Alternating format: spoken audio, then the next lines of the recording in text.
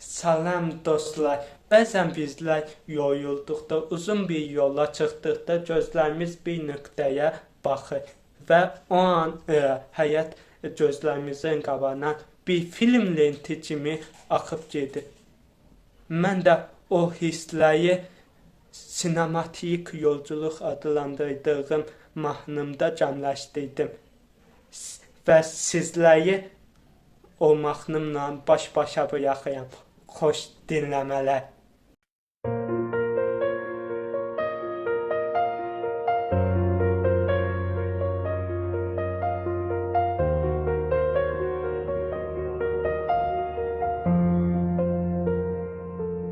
Sessiz yol, uzun kölgələr, uzaqda işıq titrəyər.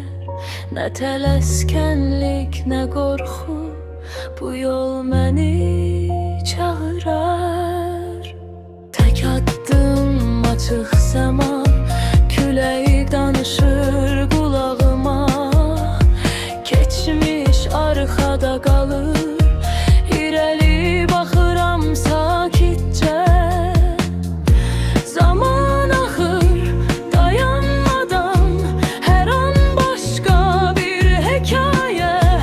Nə axtardım, nə tapdım, yolun özü cavabdır.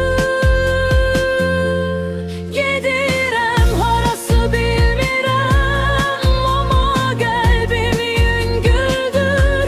Səssiz gecə, açıq yol, bu yol məni mənə aparır.